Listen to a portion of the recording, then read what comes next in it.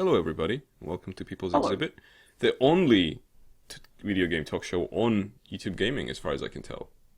I Yeah, checked. you were gonna make me do the only I thing forgot. for the next time. You forgot. Did you have were one? like, oh, I'm done doing this, and then you were like, oh, actually, I'll just do it this time. Did you have one? Yeah. It doesn't matter. I'll do it. I'll do another one later. Do you want to have? Oh, you know what we can do? I got a solution for this. An amicable solution. We don't have to go to court. I wanted to test the button that lets you run a commercial. And So we're gonna do a commercial. yeah, we gotta do a break. commercial break, and then we come back from a commercial break. But you gotta have to tell me, because I'm not watching the stream. You have to tell me when the commercial break is over, or you just see it's over, and then you do your bit. So wait, at the moment, the functionality of this streaming is that you don't know when the ad's on and when it isn't. Oh no, I do. I run it. Yeah. I can press the button that says play ad. Yeah. But you don't know when it's finished. Oh no, because I'm not watching the things to save on my fucking stupid internet. My allowance keeps rolling if I stream and watch. Of course. Yeah, it's Yeah. double. Yeah, that's what I mean. But yeah, of Yeah. course I can watch and see what's going on. Technically, yes, it is allowed. All right, cool. So since we did that, and since we don't have any Kickstarter news, well, We're sort gonna of. go straight to ads. Everyone's like, "Wow, I really Yeah! like this streaming Um, This exhibit has really stepped up in quality since last week." How's the quality, by the way? How's the sound stuff? Can you quickly turn on before we actually embarrass ourselves completely again? Yeah, I'm just listening to it. Yeah, it's fine. Sound quality's fine. Yeah, that's Yeah, fine. our volume's adequate comparison in Oh yeah, comparison the to each volume other. thing. Let's.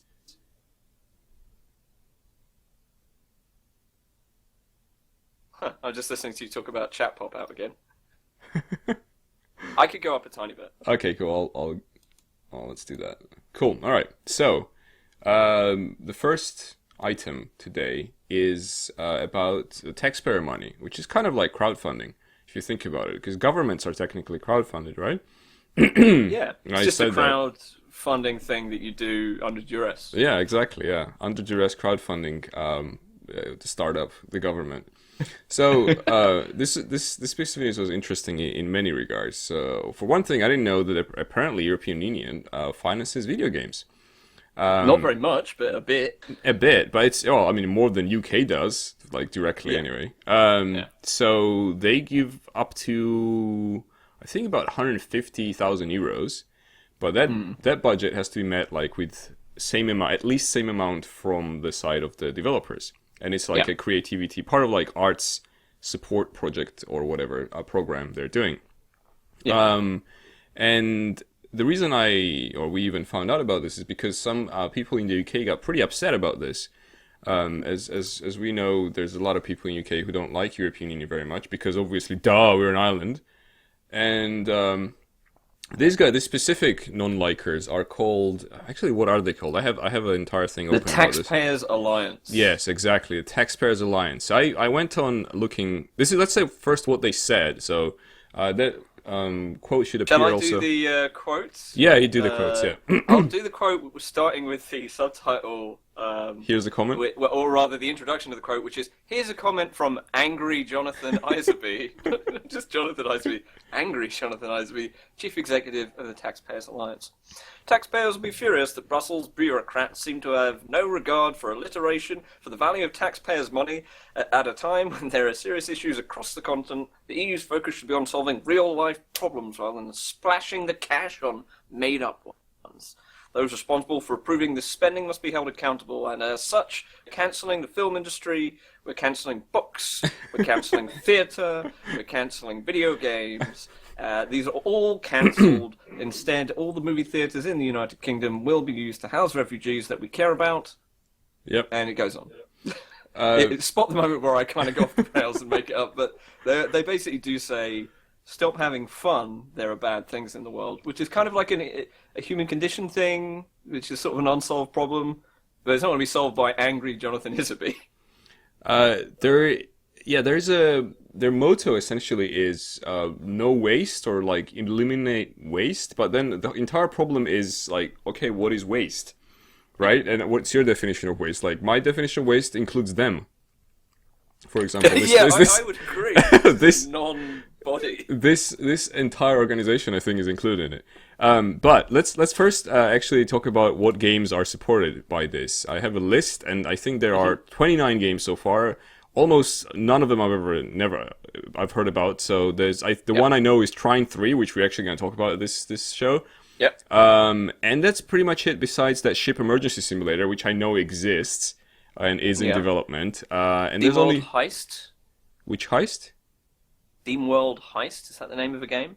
Swedish studios Imagine Forms scored 120,000 euros for SteamWorld Heist. Never heard of it either. I've heard that game, but that's I know the title. That's pretty much it. Yeah. There's only one UK game there, which is Create World, which is like some kind of creativity boosting thing for kids. Fine. Which is obviously a waste, because children should be sent to the army as opposed to just doing this shit. So some of them are many of them are still in development. Interesting thing is that it's not full funding, so they have to. As I understand from the figures here, there's a link if you're watching this on YouTube. There's a recording. There's a link in there. So at least 50%. Like if they send them 150,000 euros, they have to have 150,000 euros of their own to match it. So it's not like they just I have no money but want to make a game. Here's all the money. So everyone has skin in the game. Yeah, but it's just made it easier to make things that you otherwise wouldn't be able to stump the cash up for. Exactly, and some of them only get like a third or a quarter of the funding. So anyway, this is happening, and so I've heard about the tax assurance company. So I decided to figure out like who the hell are they in general? What is it? Is it a charity? Is it like some kind of publicly owned organization? What is it? So they describe themselves as a group, a grassroots pressure group, I think. I think I've heard of another grassroots pressure group. He has similarly malformed opinions. Do you mean UKIP? I think that you could answer that with almost anything, actually, and you'd be right.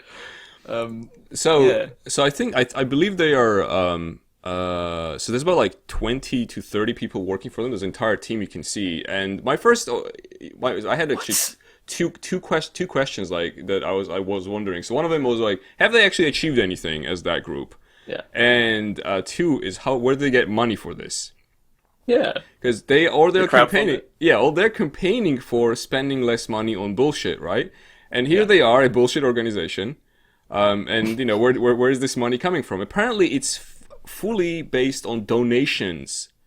Now, donation-driven group. Yeah, they're a donation-driven grassroots pressure, whatever fuck off group.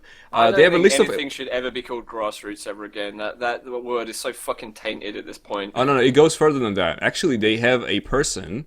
Let me actually open up their website because it's pretty good.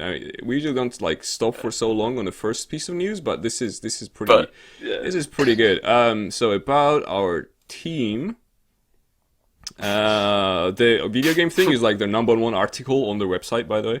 So in their team, they have several people in charge of campaigns, right? They have a campaign director, and then they have two campaign managers. One of them is campaign manager digital, and the second one is campaign manager grassroots. So this grassroots thing goes deep, head. It's pretty deep. So anyway, donations, right? Donations. So they are fully supported by donations. And are they like a proper charity? Or? No, they're not. They're not. It doesn't say anywhere that they're registered as charity. And if they are, they're hiding it. So, and they are. So their main mission is to make taxes accountable, whatever where the taxpayer money is spent, accountable, transparency, accountability, blah blah blah. So I was like, okay, who are your donors? Fuck off! You can't find out. It's private information. So who is paying them is hidden.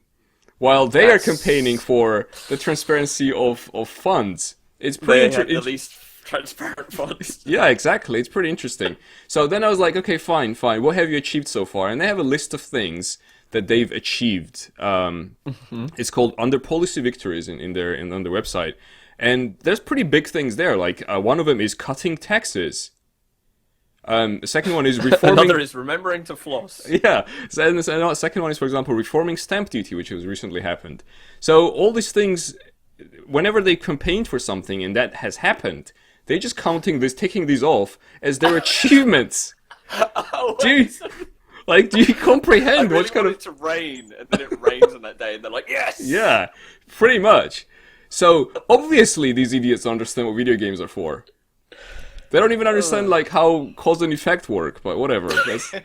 That's fine. That's fine. So this is our crowdfunding bit, almost. Because we have a second bit in there as well about crowdfunding. Oh, just the last thing I want to say about this one before we move on is my favourite.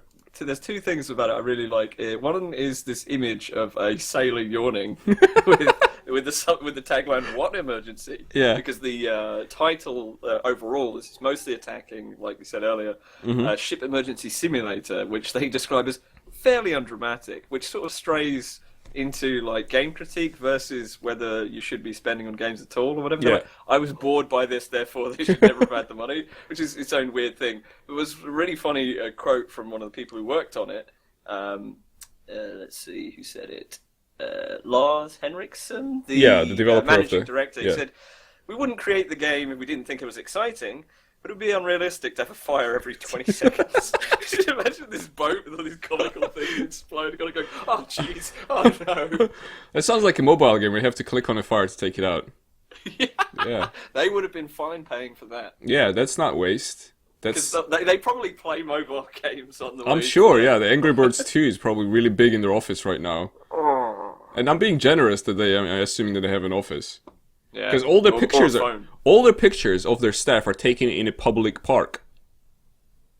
There's not a single picture taken in an office. They're all standing outside. So as far as I can tell, they don't even have a roof above their heads. I'm just imagining a scene now where there's a camera on a tripod fixed, and it's to the side on a one of those roundabout things. Yeah. And they have their meetings on the roundabout in a child's park. And every time someone swings into view, they're allowed to say something. Exactly, yeah. From one crowdfunding to another, Star Citizen. Yeah, oh yeah, Star Citizen. Big development there. Big one. Another lawsuit. About to happen, not yet. So this is what actually probably the most interesting crowdfunding campaign in history so far, because they are permanently crowdfunded. Like, their funding has never stopped. It's still ongoing, and every other month they go like, "Oh, another million." So anyway, they truly are Greece. they are. It's definitely worth playing now. If you ever paid for this and have access to it, it is definitely worth it now, because now they have a chat room. Oh, excellent! Yeah, it's pretty good. So Cool. Before they had a hangar, Yeah. and a buggy dogfighting module.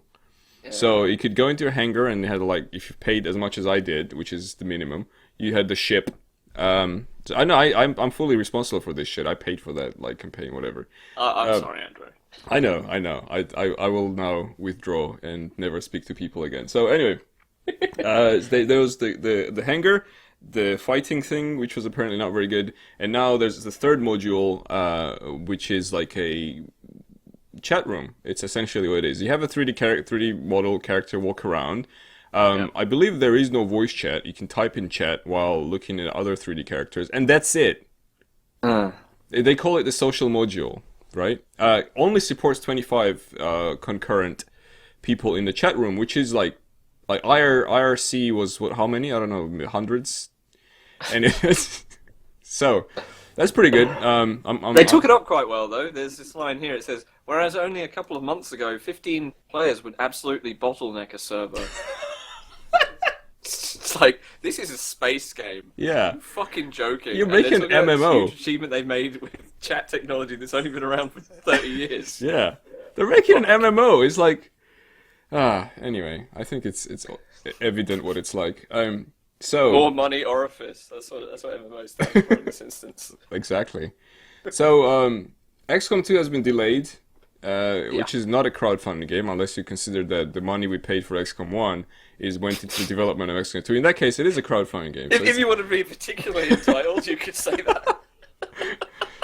So it's been delayed into February, but now it has a release date, unlike before. Before, the release date was November. Now release That's why I date... wasn't fucking surprised at all. I was like, I only heard about this in spring, Yeah. and it was like, May. oh yeah, it's gonna come out. Yeah, it was May, right? Yeah. And I was like, yeah, this game's gonna come out. I was like, your hype cycle isn't long enough. I don't Yeah. really believe this, but I was like, okay, I'd be like, great, I'll get a game in November. But deep down, I didn't believe it at all. Yeah. And now I'm like, oh right, okay, fine. So, 5th of February, the reason for delay is, the cliche one, we're like, we want to deliver the best game we can deliver. Don't say that. Yeah. Like that's the assumption. Don't say that to me as if that's giving me something. Yeah, exactly. So, I guess if it's better now than it would have been, that's good. It's a bit like saying you'll release a game 4 days early. Like, were you just gonna plan to sit for 4 days on your finished game just to spite people? Oh, that's pretty good. I like that one. Oh, I forgot to include that thing. that happens, like, that's not the first time that has happened either. It's like, look, a social media marketing campaign, and if it's successful, we'll release the game in 3... Like, fuck off.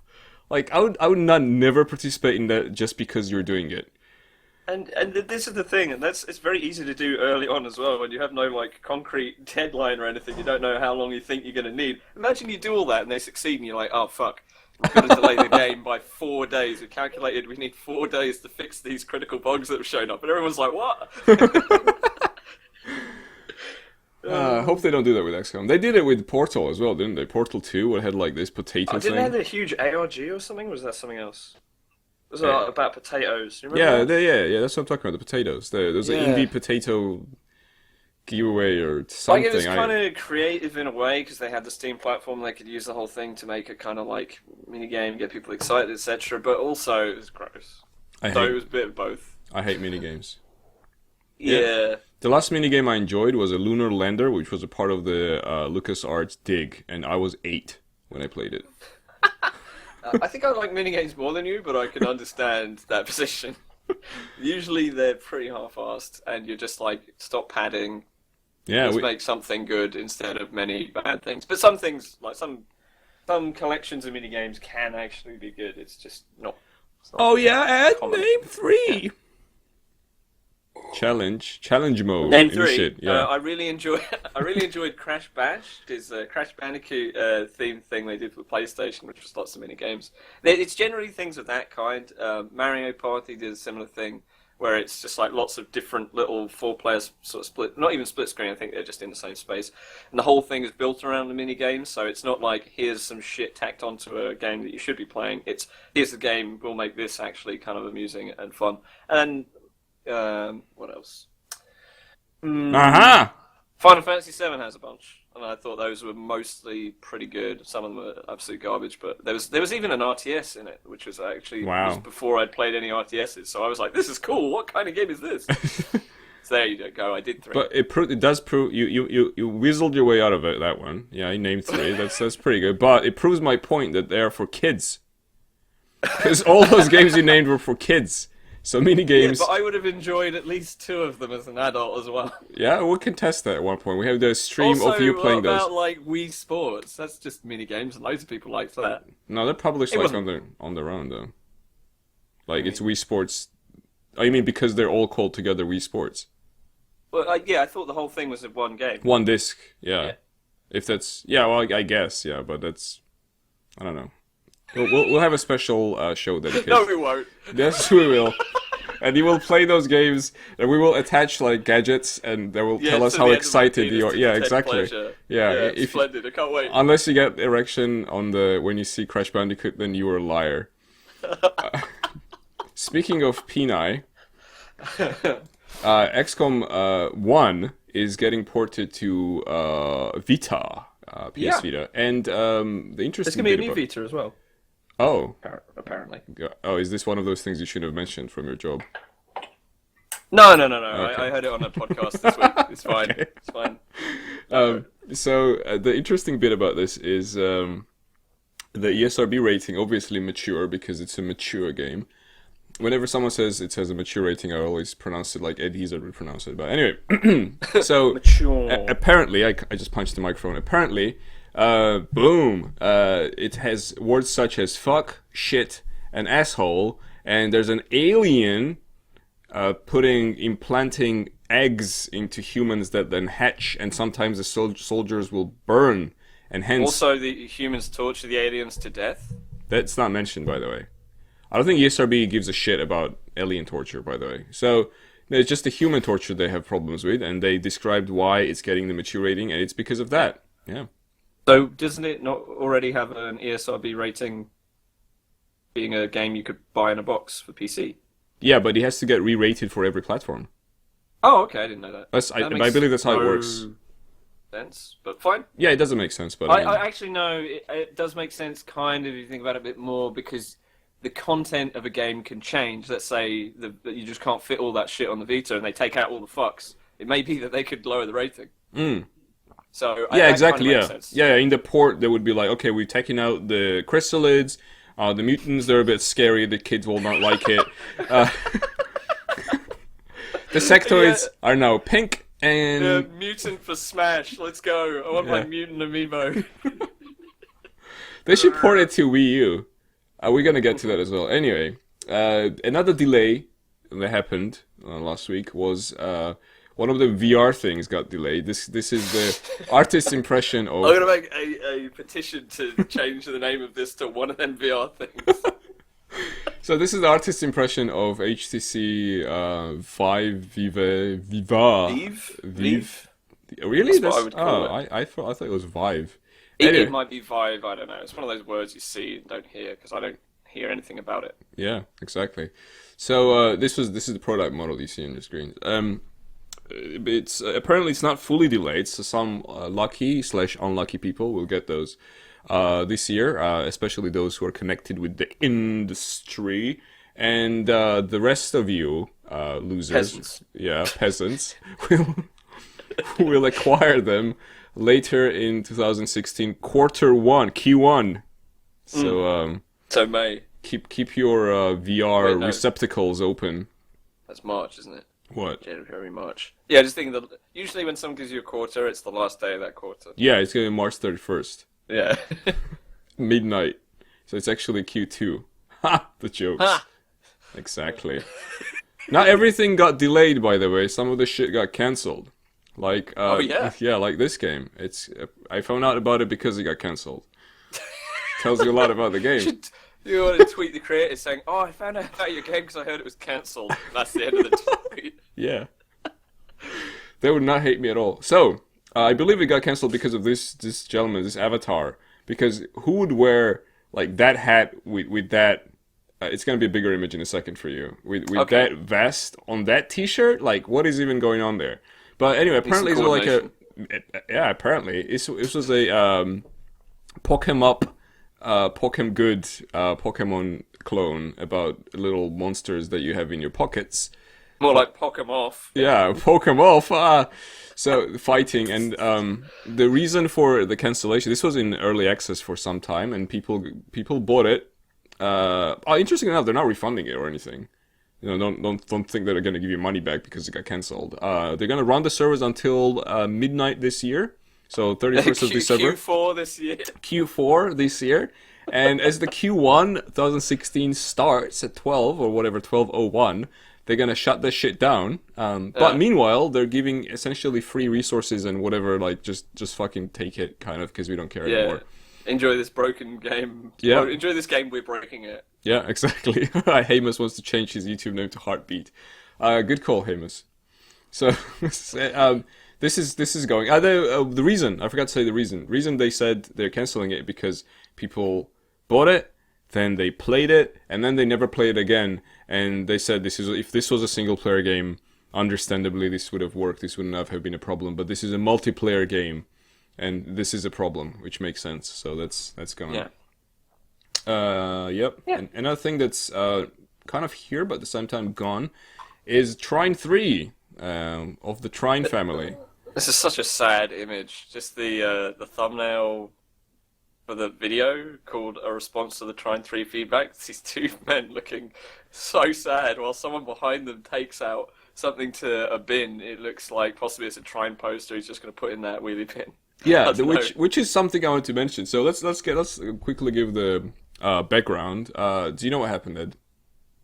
You do the background. I think you know better. Okay, so this is the sequel to Trine 2, obviously, because it's Trine 3, and their transition to 3D, and it didn't really work out that well. Game apparently was 4 hours long. People didn't like paying $15 for it or whatever, $16 for it.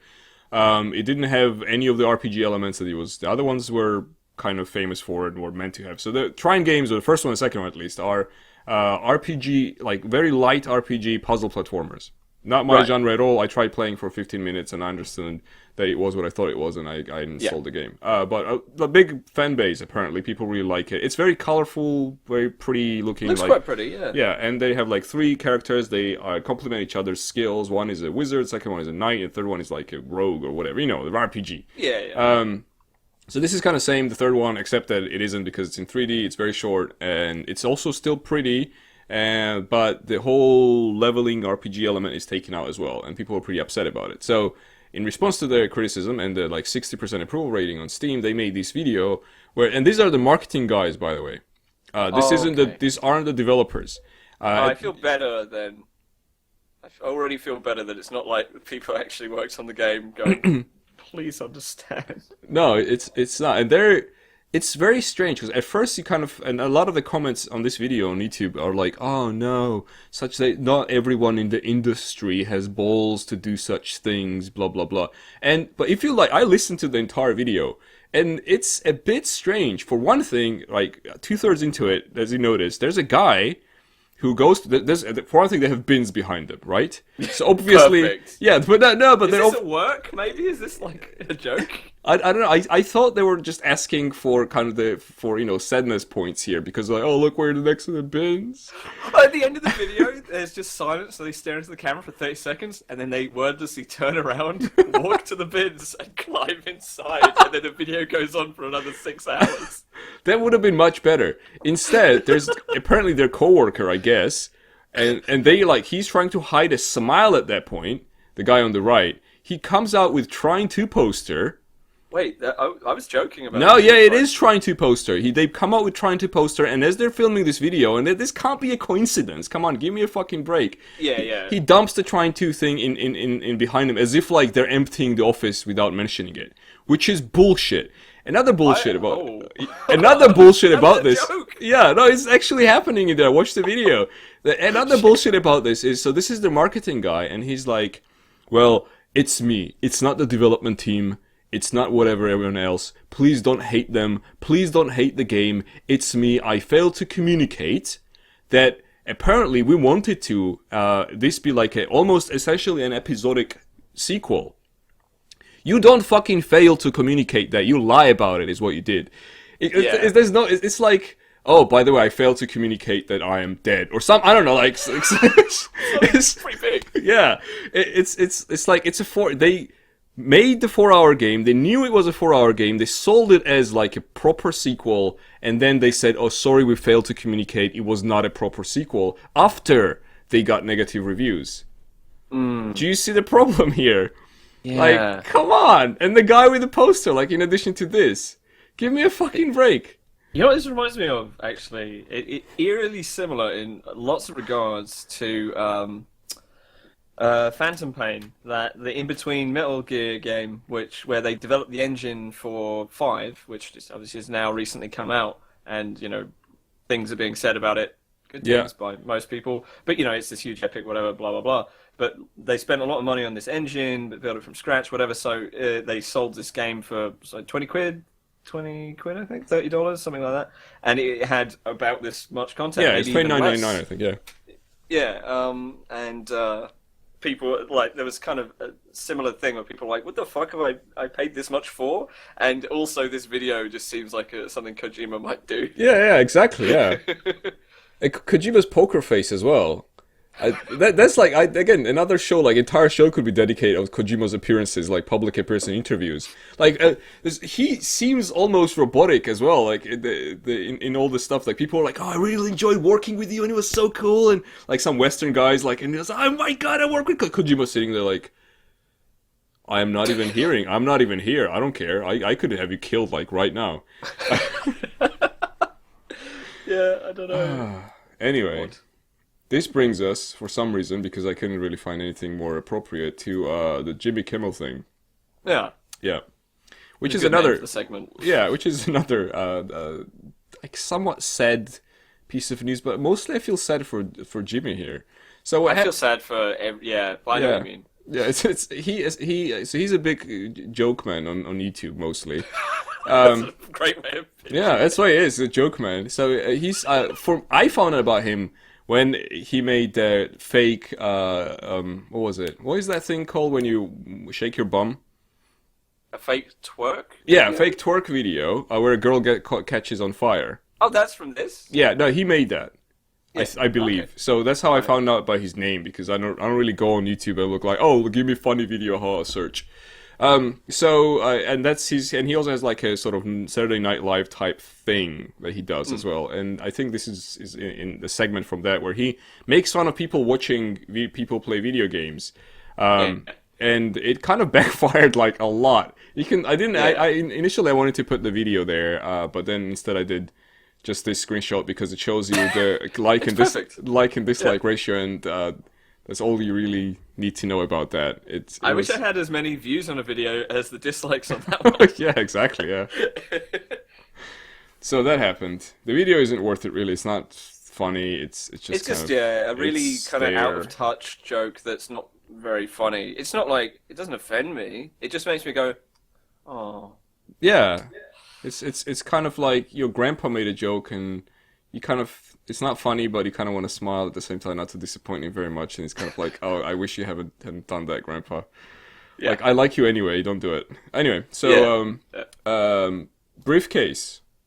There's a picture of there's a picture of a man Oh holding. wait, didn't we miss a bit of the story on this? Just essentially like the kind of like feedback on it was like 100,000 dislikes, sure, but it was also like overwhelmingly over the top response to it.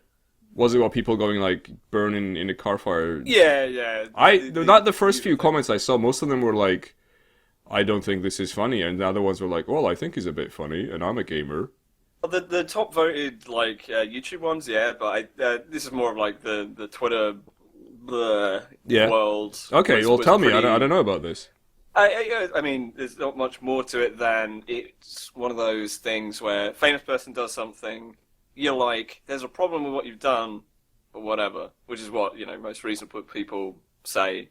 And then you get a huge amount of people going, blah, blah, blah, frothing at the mouth. They're sending, like, threats that, if you didn't know better, were, like, legitimate threats to your physical safety. And then that gets reported on, and then there's absolutely no chance for anyone to consider the thing that you said, which was, well, this is a bit out of touch for this reason, because it kind of gets covered by that. So it's nice at least knowing that the top comments on the YouTube video itself are still like people going, well, think about sports, etc. Yeah. But yeah, it reminded me of back when they sort of succeeded to land a thing on a meteor, and there's that guy's shirt with all the naked ladies on it, or whatever. And people were like, oh, that's a bit of a shit shirt. And then my favourite thing about that wasn't like he was like, oh, God, I can't believe people are saying I have a shit shirt. You're like, whatever. I think that guy maybe needed just some media training or something.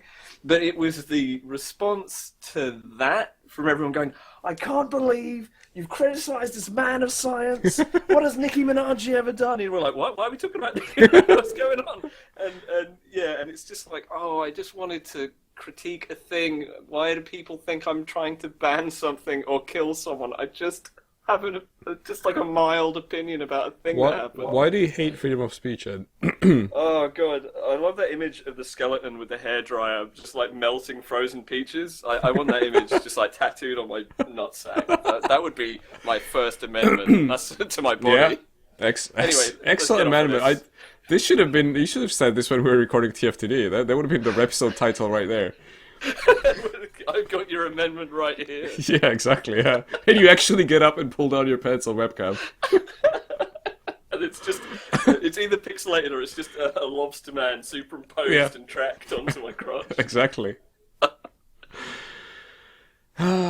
Briefcase. Oh. So this is a picture of a man holding a phablet showing a picture of a briefcase.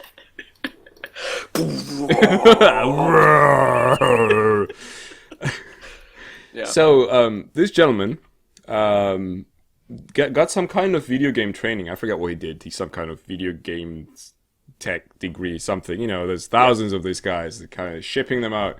So and then he got a job in the video game industry, obviously in QA. Yeah.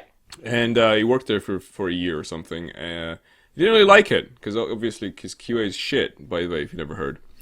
And then he decided to chase his dream of making a video game, which is what he wanted to do anyway. And he wanted to work for Valve. Nothing less would suffice. So he made a sequel to what is that thing called when you play Half-Life 1 from the other perspective? It's called Opposing Force. Opposing Force. So he essentially made Opposing Force 2. With Half-Life 2 engine, I believe. Worked on this for 3 years. Then packed this up put it on like USB sticks with some documents. He also, while in university, wrote his thesis on Source Engine? Yeah, I think on Source Engine. Yeah. So he put his thesis in the briefcase as well, just in case Gabe wanted to read it. And some other stuff about the game he made is apparently like proper legit game, whatever, 12, 14 levels, something, same Half-Life stuff, and then FedExed it to Gabe. Yeah. And as you know, when I got this far in the story, I was like, oh, I get it. So then he got hired at Valve. What a happy story happening. Apparently, he got no response from them at all. So he was still waiting for Gabe to call him back and be like, something, even at least to say that he received it, because according to the tracking on the FedEx thing, he did receive. Someone signed for it, so the briefcase is there. But instead, he got his game greenlit, and now he's gonna publish it on Steam, which is owned by Gabe. So in many ways, this man with the phablet has actually made his dream come true, and now his sequel to a copyright, the property of Gabe is going to be on a platform owned by Gabe. Andrew, why did you mention that a game got greenlit on the show? We've got limited time. It's only for news. Exactly, yeah. But he got this just in, poo's coming out of someone's butt. But he got greenlit in 3 days. That's like a very fast poo.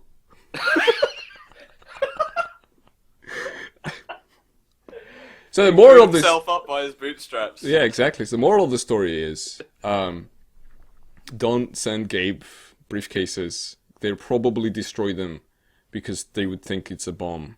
He's not been punished for it. I guess the thing that he really gains from this is the fact that we're reading this story. Yeah. I suppose. Obviously, if you want that fairy tale ending, he gets the job, and then he gets to work on Half-Life 3, which then comes out in November or Q3 of fucking 2017, and it's a great game. That was a great post. Potatoes, you should do it more often. Portal. Potato Chortle 3. So another interesting thing that I found quite funny in the article, I think it was not intended as funny. So I was sitting there like an idiot giggling, a lone man in the world giggling at this thing. So he quit his QA job, right? Yeah. And then he started working as a barman. Yeah. Somewhere. And the guy who wrote the article, I don't know who it was, and it's an honest mistake, I guess, but he's like, and he quit his QA job and settled for a minimum wage job to work on his game. And the funny bit is QA jobs are minimum wage. Yeah. Many people don't know this. Usually they pay either exactly minimum wage or a pound above. Yeah, he says sacrificing a comfy salary for minimum wage. I know people in QA. It's just because you're staff doesn't mean you're not getting minimum wage. Yeah, no. Probably the thing is about the bar work is that it was probably like contract based, or 0 hours or something. Well, most stuff in QA, unless you're like manager of whatever in QA, then it is 0 hours and it is minimum wage. Yeah, so then it's not really a comfy salary. Yeah. Whatever. Anyway, yeah, that's the thing. He probably didn't really take a step down unless he was taking less hours, but that's what it implies, that he took less hours, so he had time to actually work on it. I think because he would now have access to free booze, he took a step up.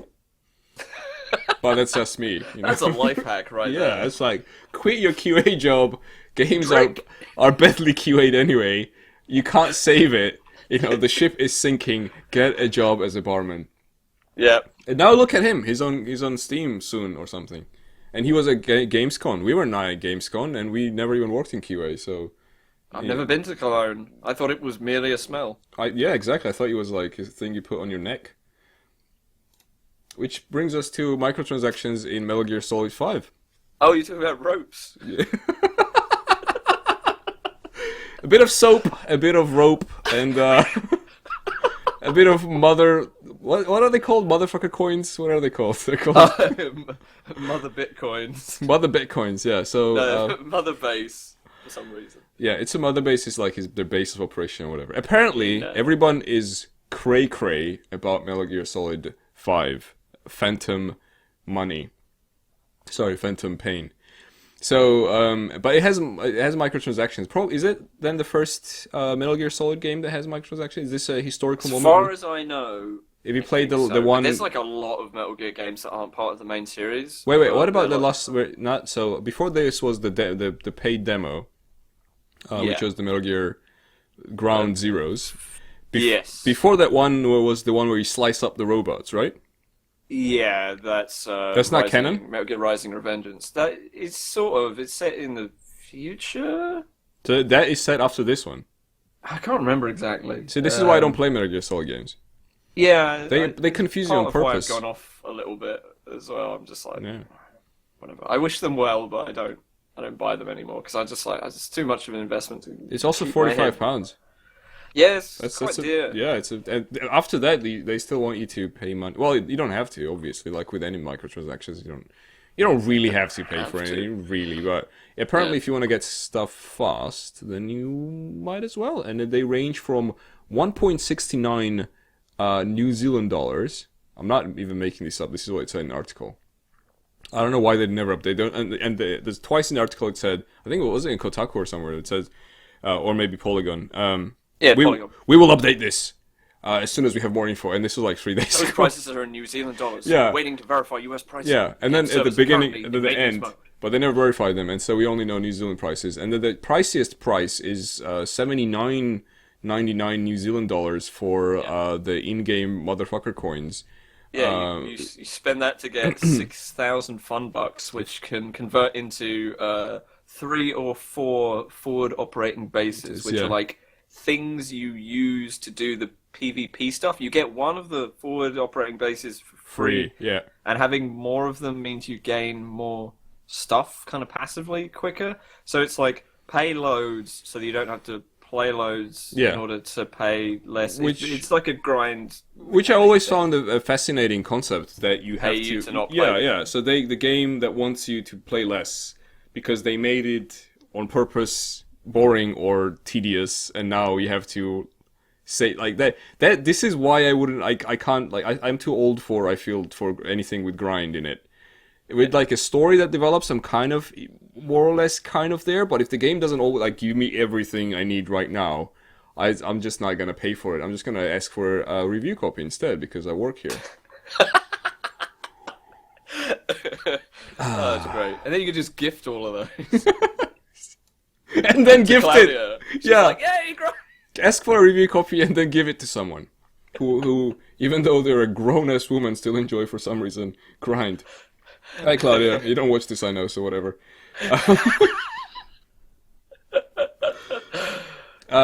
Another bit about Metal Gear Solid 5, not Liquid, is that it asks you to put in your birth date when you first set up the game. And we only recently found out why. It's because Why is it? if it is your birthday, Ed, the game will be like, oh, emergency, quick, come back to the motherfucker base.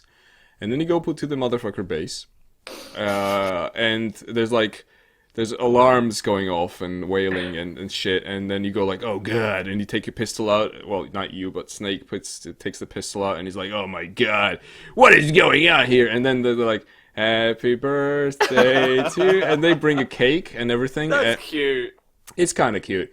That's fine. But the entire scene is like awkward as fuck. They don't even really? talk. I think they put this at maybe put last moment or whatever. Obviously it's in engine, right? So they You know, Yeah. they made the characters do the movements they could do anyway, like they're kind of standing around shaking. Yeah, that's Right. fine. But the what they say is really weird, and they just like laugh a bit. They're like Snake tries to light his cigar from the cake, which has four candles for some Shouldn't reason. it have 5? Yeah, because Wouldn't it's that Metal be Gear. more thematic? Yeah, exactly. I don't know. So it has four candles, and one of the guys, whatever his face, I'm not very familiar with the latest characters. Gives him a cigar. He tries to light the cigar, and then the other guy's like, no, no, no, and they're like, ha ha ha, and then the snake says, ha ha, and they're like standing around going like, ha ha ha, ha ha. It's pretty like it's bizarre, and it's even more bizarre. Apparently, if when you're like doing this, if you have at this point when you reach their birthday, a very good relationship with what's her face McTits, then like she appears as an additional like a continuation of this. So after your birthday cake, you go to the side and kind of lean on the box and go like, "Ah, my cigar, I'm gonna smoke this shit," and then suddenly you get shot at. And it's quiet. It's quiet, Quiet, on the crane, on the thing, because it's the mother base crane, and she shoots at you a lot. And then you realize that she's shooting you, not you, but the boxes next to you, and the boxes are filled with cigars. And she spells out words HBD, happy birthday, and from those letters the cigars spill out, and then you look at her.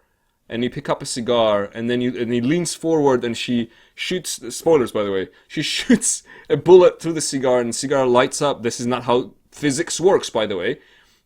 The cigar lights up, and he kind of Or ignition or anything. yeah, and then he inhales and kind of smiles at her, and she's like, "Yeah, I got your back, buddy, because we have 100% bonding ratio or whatever in this game that apparently has like social element to it." And they never exchange dialogue, which obviously because She can't talk, I guess. well, she can't talk, but he can talk, can't he? Like Yeah. if someone So, is mute, doesn't you mean imagine that. he'd be like, "God damn it, woman! What the fuck?" Yeah, like, shoot me again. I'm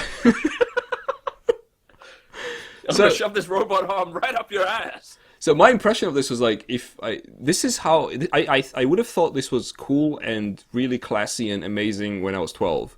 An extremely awkward teenager. Like then I'll be like, yeah, this is how adults behave, don't they? But no, this is not how adults behave. This is how my 12-year-old Andro would behave. Like, you know, this is embarrassing for someone who is like a worldly fucking pro killer dude. You know, they don't fucking giggle around the cake with four. Yeah, this looks like our Dark Heresy campaign. Stupid. So That's funny. I think that's it for Metal Gear Solid.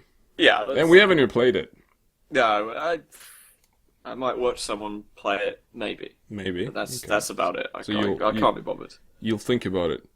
I'll think about having it on in a window while I'm at work, wishing I wasn't. Good. That's pretty good. Maybe. Our next topic is about a Wii U game. And what do you know what this is? What Wii U game this is? This is a Wii U exclusive. A Wii U exclusive. It's not Mario. I'm gonna give you a pointer there. Is this? Oh, is it? Has it to do with Itagaki? Yes. Is it Devil's Third? Yeah, for the sequel to Devil's Second, which is the sequel to Devil's First, which is not true. So, is it Ikagaki or Itagaki? Itagaki is the guy Itagaki. who made Ninja Gaiden. Is that true? Am I correct? That is correct. Yeah, that his fame rests upon ninjas and their guidance. And his most recent game is called Devil's Third, and it is a Wii U exclusive run around, shoot things, sometimes melee things game. And it got terrible reviews. Even though just days before it came out, Itagaki said that this is going to be a revolutionary game. It is going to revolutionize the action shooter genre.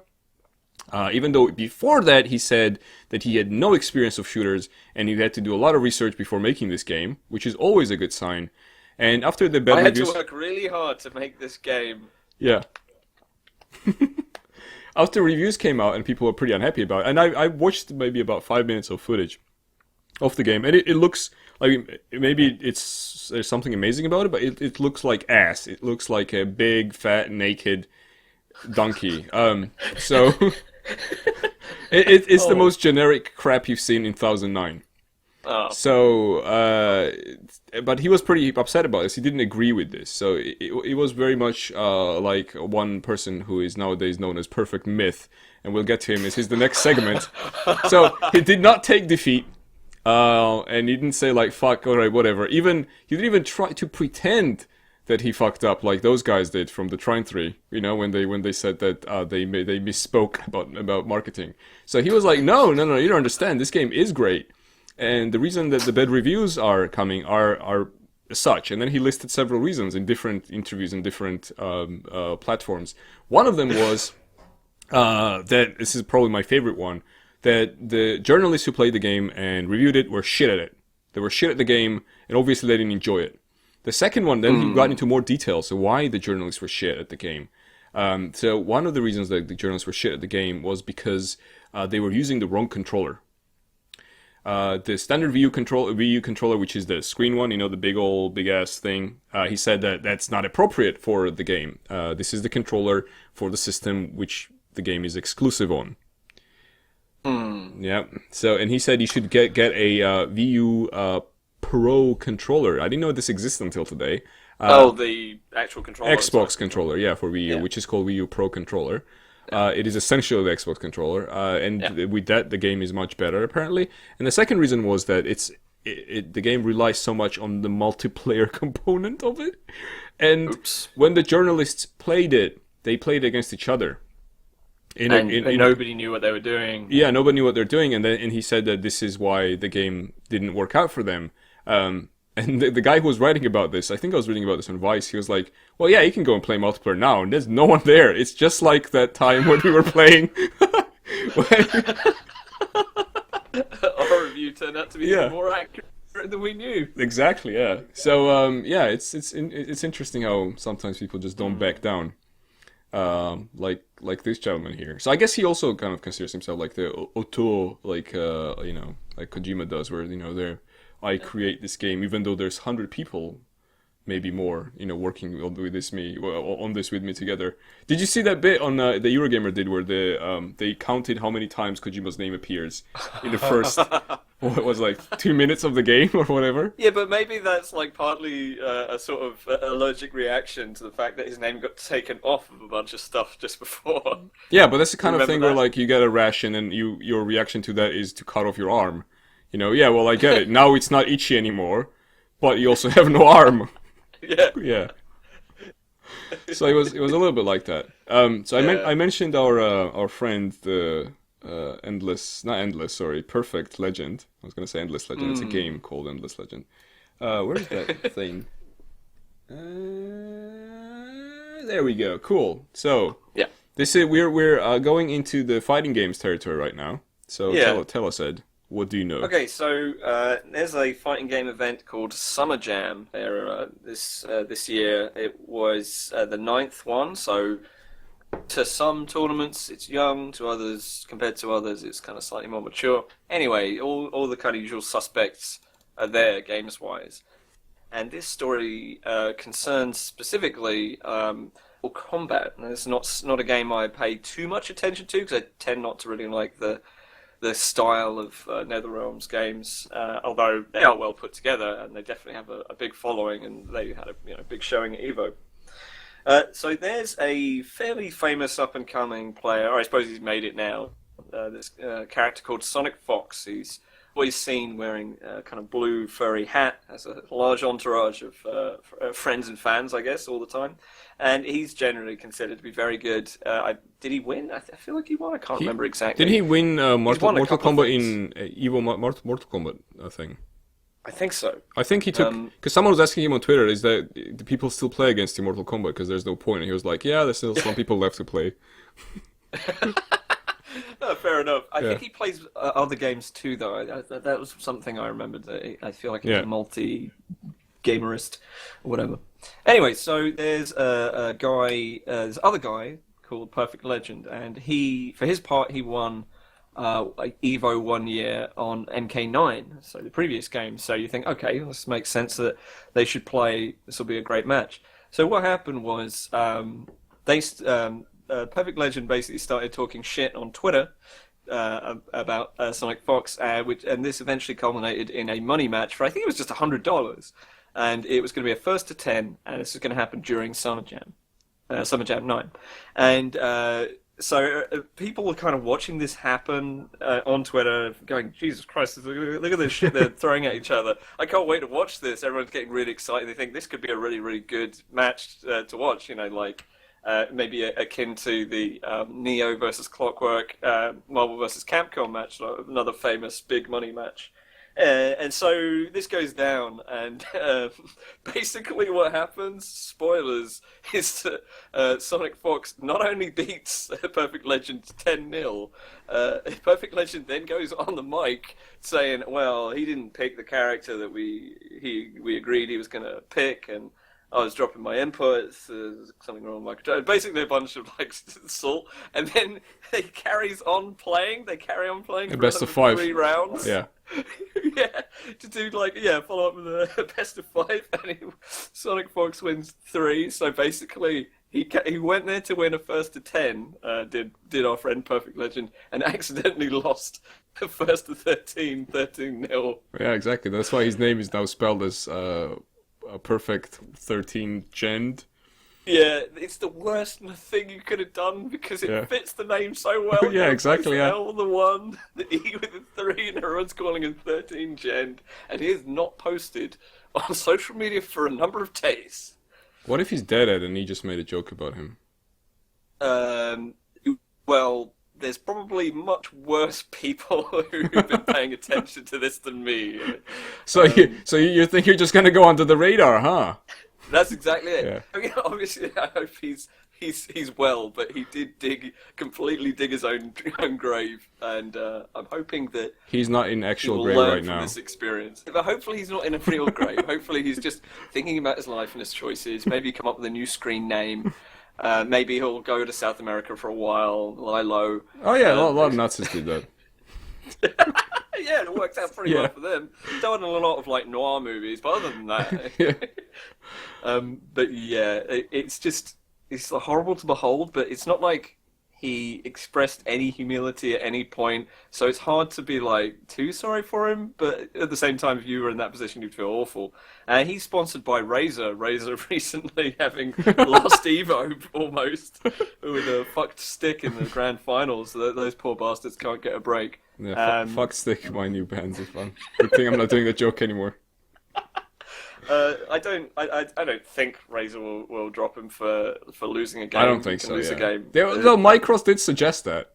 Yeah, I think Micro. There was a what is it called? Capcom Pro Talk, where it's hosted by Micros, and he usually has whatever fighting game people on. And he was talking to Flo G-san, and they were kind of dancing around the issue, and then immediately kind of they gave up on that, and then just went all the way in, and were talking about what they thought would happen now and stuff, and they were talking about his sponsorship situation, and no one knows. But I so imagine... far there's no indication that he was dropped or whatever. So we'll see how that develops. But it is a legitimate concern for a sponsor. Yeah, because everyone's making fun of him now. Yeah, exactly. Yeah.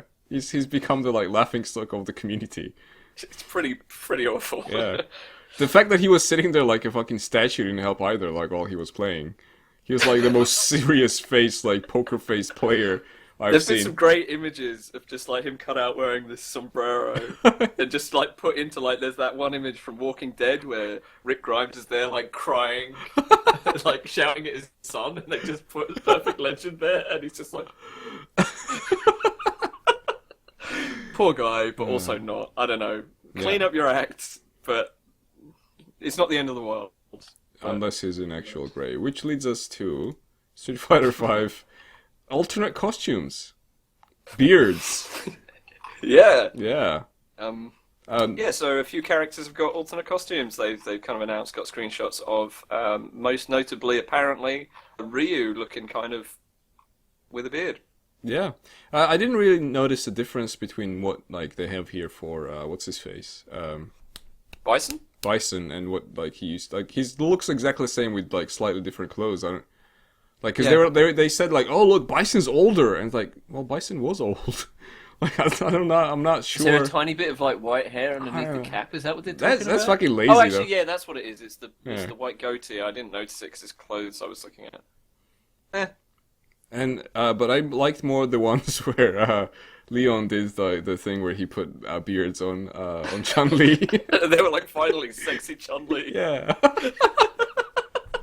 Which is right now on the screen, and then there's the next one is the rainbow, whatever, Armika with a beard as well. Armika with a beard. You're doing a big dive. Because it does make sense, because she's into Zangief, and Zangief has a beard, doesn't he? Like his little... It's like an honor beard, a respect beard. I got this beard for you, Zangief. And he's like, oh, Green Hand!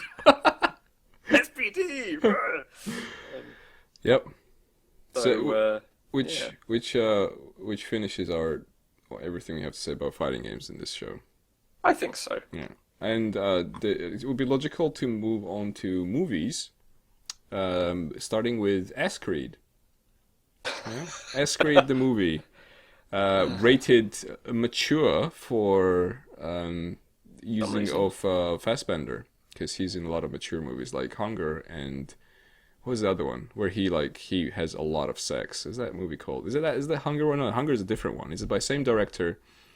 There's a movie he just like he fucks non-stop. It's like an art film, obviously. Anyway, so he's gonna be in the screen version of the game, which is always good, isn't that? Is that fun? Like when a video game turns into a movie, like that's really good. Always very exciting for the fans. So Assassin's Creed, the movie, is called that, Assassin's Creed. And I thought you were going to say it's called Assassin's Creed, the movie. Which would have been... Unfortunately, I wish it was called that, Ed. I wish. I would support that decision. The more ridiculous they would have made the thing, the better, because hopefully it's a comedy, you know? It's just slapstick. It's like a guy with a plank of wood, and he keeps tapping him on the shoulder, he turns around and knocks over all the guards. And he does the dive of faith thing when like you jump off the tower into the hay, and he's just to the side of the hay. Yeah, or just dies, and the movie ends like 15 minutes into it, and the credits roll. The credits roll out of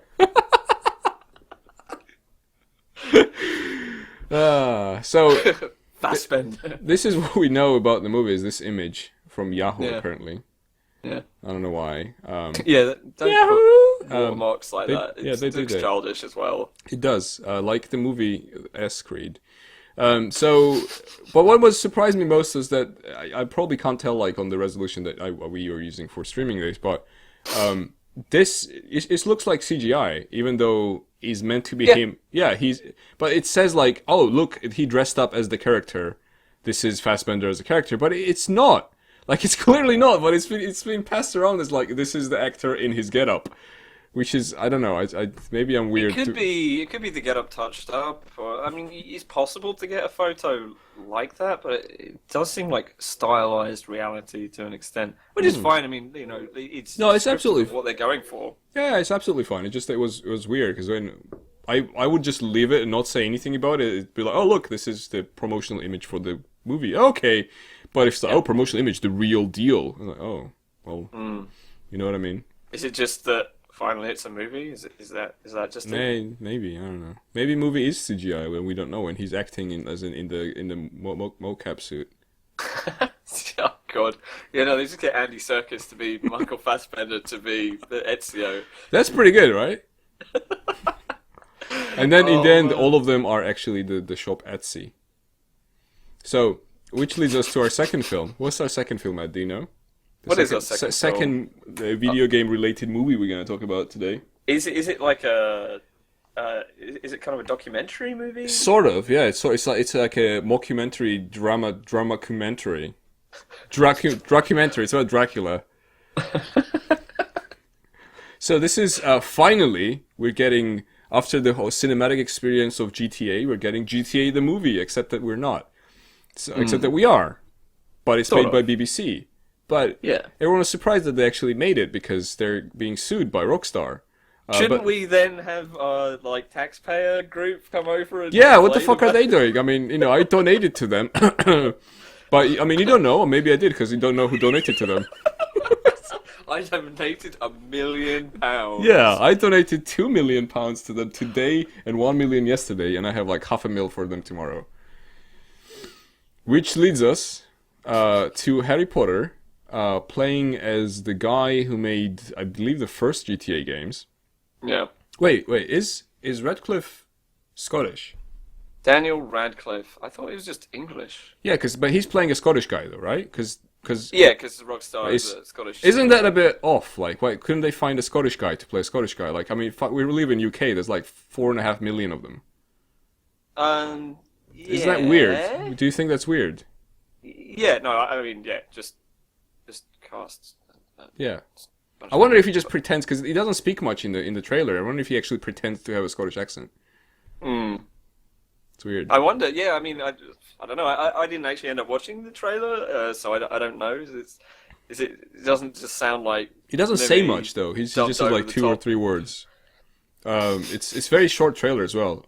So the idea is here, the supposed conflict between the people who made GTA and this fuck-off crazy guy from America who wants video games to be not violent or something. Oh, Jack Thompson. Yeah. Played by Bill Paxton, which is fantastic casting. So, and this is a direct-to-television kind of movie affair. It's not actually coming to cinema or anything. When this was first announced, immediately afterwards, essentially, Rockstar came out and they were like, we're suing them. Yeah, we even talked about this a little while ago. Yeah. Oh, we did. Okay, maybe. So that's apparently still going ahead, and the movie is still going ahead. So all this is going ahead, and this is called The Game Changers. It is kind of like Social Network made by BBC with Harry Potter. What an elevator pitch! Fantastic. Yeah, it's I don't know. It's strange. Maybe I'd probably die watching it because I hate movies like this where they're like, oh look, one man struggled to become famous and rich, and now he's famous and rich. Fuck off.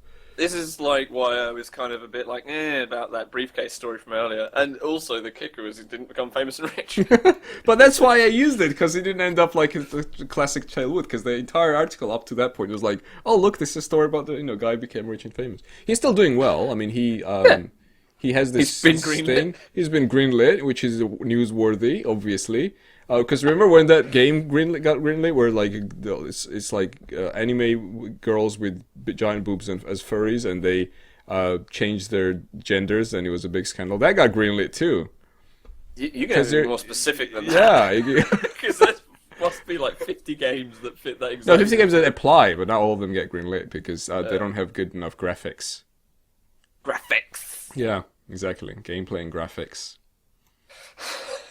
Do you want to say anything else about Harry Potter? Or shall we move on to lasers?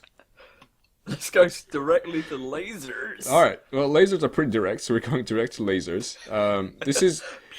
you know that we love talking about military application of technology for some reason, so... Yeah, it's just like almost a segment every other week or so. It's either AI... Hence why I linked it. Exactly. It's either AI/robots or some kind of horrible weapon that they're developing. So in this case, what drones are fucking they? Yeah, this isn't actually that new, the technology they're using. The new bit is that this is a private company that developed it now, as opposed to just the US government. So this is Boeing, who apparently got annoyed by drones. They were like, there's too many drones. They're interfering with Boeing. Too many drones. Yeah, they will spoil your air. But they give us so much buzz. So much Amazon package. Exactly. So they developed a laser specifically designed to shoot down drones. That's really it. It's a laser. It shoots. It's invisible, it's not red. It's not green. And it's definitely not blue. It's an... Oh, no. Yeah, it's not... I'm not even sure that... I guess it still qualifies as a laser, but it seems like it's more like just a very focused... I guess it's just an infrared beam. Or maybe it's an infrared beam. Yeah, that could be it. So, it shoots drones. And apparently they use Xbox 360 controller to control some aspects of it, though I guess it has a tracking... Probably not the actual targeting, though. Yeah, exactly, because it's just, will you kill? And you're like... press X. Yeah, for press yes, X to or whatever. confirm. Pay respects to the drone you just Pay killed. respects to the drone. Oh. Yeah. So, but this technology, like I said, isn't necessarily new. So there's a second video I attached there, which is from 8 months ago, and this is already not private company, but I think just U.S. military, like a branch of U.S. military developing. Oh, there we go, there it is. Yeah. And it's in a very strange frame. Wait, I'm gonna just kill the frame. Where is that frame? Boom, gone. So this is again a laser, but it's mobile. It's like in a big truck, deployable wherever the truck can go, and it's designed to kill projectiles with laser. So specifically, they're demonstrating here on mortars. So like a 60 mil mortar's coming in, laser picks it up, and before it hits the ground, it destroys it in the air. So, which is, almost a year before this thing happened, and it's it's probably moving more faster, I guess. I don't know. The drones aren't really that fast. I guess I mortar imagine falling it'd be down. easier to track a fucking random drone Yeah. than a mortar. So I wonder if they'll at some point attach those lasers to like airplanes. They're going back to the previous one. Ooh. Be like, oh well, the airspace is busy. Too many drones. Safe to land.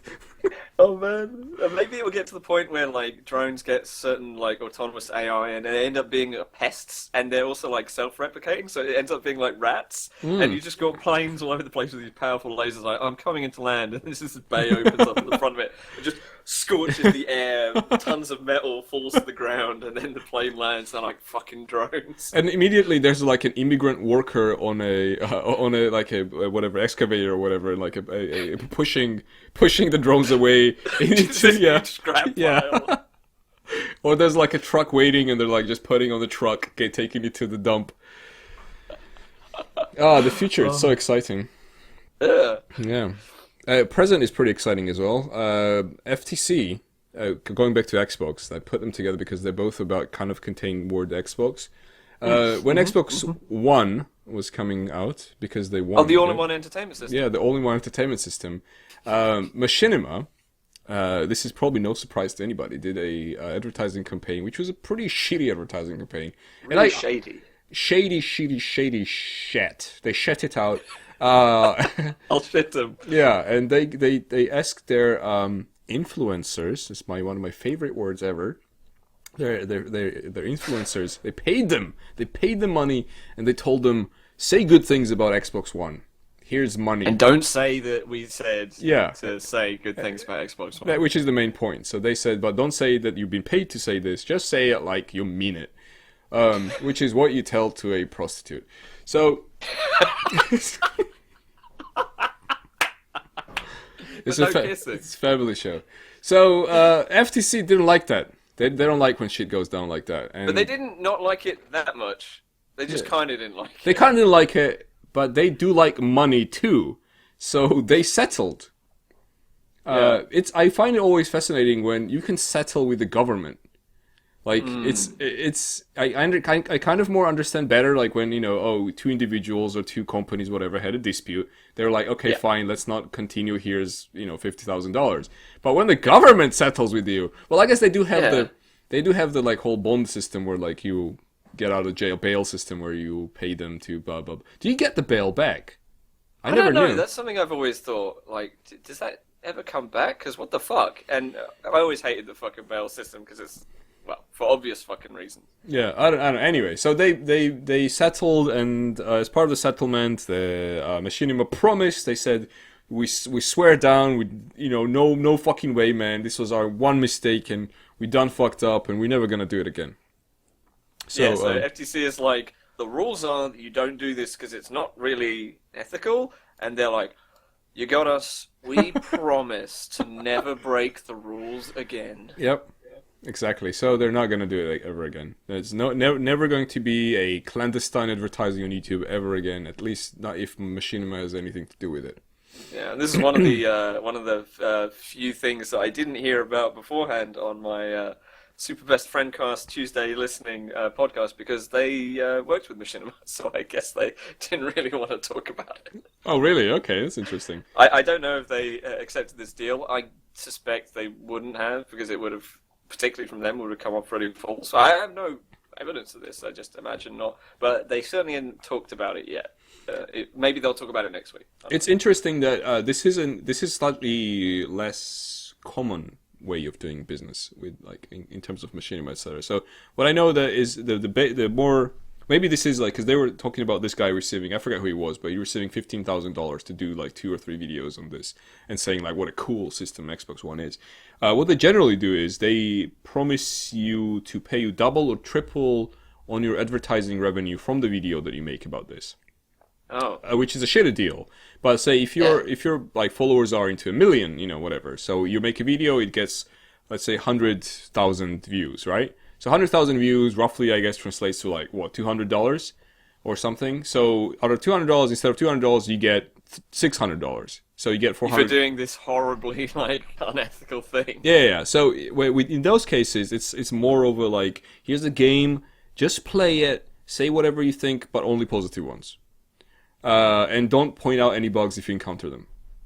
And then you get like extra $400 for whatever you're doing. This is, as far as I know, this is the typical deal of what's, because there's been a lot of talk about this as well. FTC never got down to that shit because I guess it's too small for them. But whatever, right?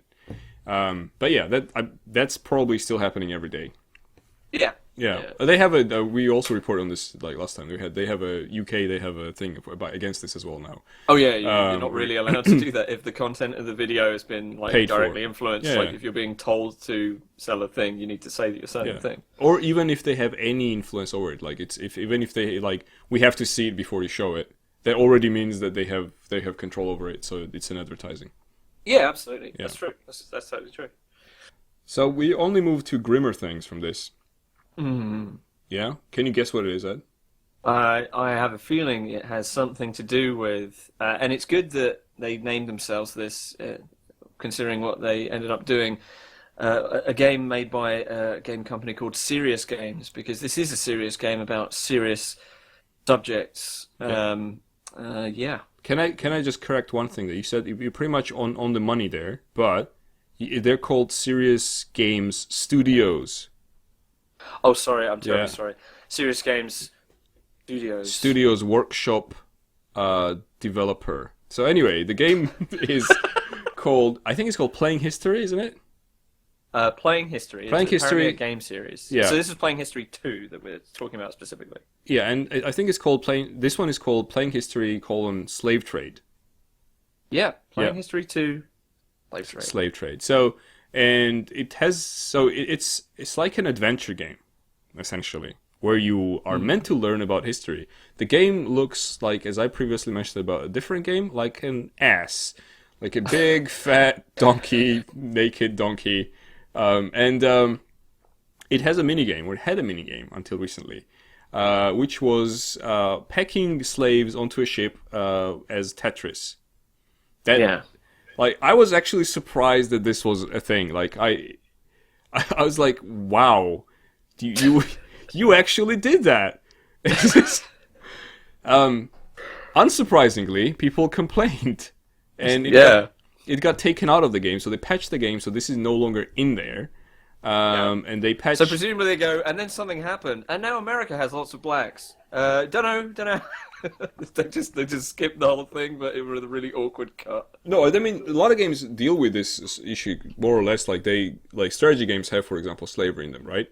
I think Civilization games have slavery, or at least Civilization 3 definitely had slavery in there. Like, you could have slaves, and you can, like, part of your population would be like citizens, non-citizens, slaves, or something like that. So the bit was there. There was even the one where, like, you colonization bit where you colonized Africa and you slaves were like commodity, etc. That is there.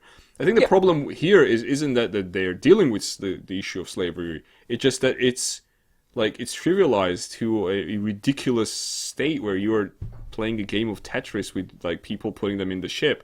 And while their stated goal is to help people learn, like that's the kicker. Like, that's the fucking bullshit bit where it's like, this is not helping anyone learn anything. This is making, like, actual death and suffering seem like it was a little Tetris game. Yeah, maybe they were kind of aiming to be like, well, how can we kind of highlight how someone can feel this, was seen as trivial to the people there, but they totally dogged it and just made it look horrible, like, to behold that someone had created this game rather than horrible the thing that happened to these people. Yeah. And they had like some bullshit dragon behind them, whatever. I also watched like the actual gameplay, which and is... the artwork, it looks like Gollywog the dolls. entire... Yeah, but the entire thing looks horrible, and like the text is horrible, like... Whatever, anyway, the funniest bit about this, and the saddest bit, and the funniest bit at the same time, is what the people's complaints. Yeah, there were obviously, which like, you could guess, I guess, that this would happen. There were a lot of people who asked for a refund as a result, because this horrible bit from a horrible game was taken out. They were like, "I want my money back. The game has been reduced. The content of the game is reduced." And they said, one of them says, "Surely we are entitled to a refund as a result."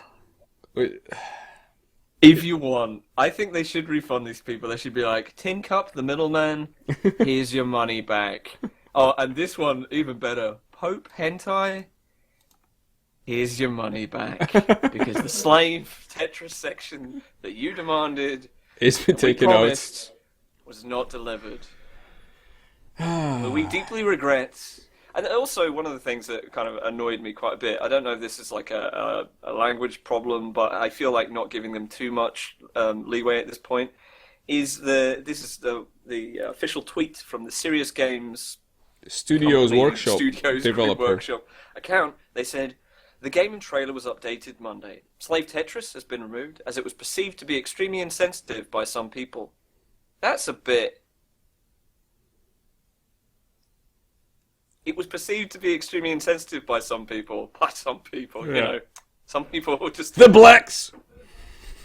like, this is It's pretty fine. much what they're saying. It's like, oh... It's, I'm sorry you were offended. Fuck you. Yeah, That's exactly. not an apology.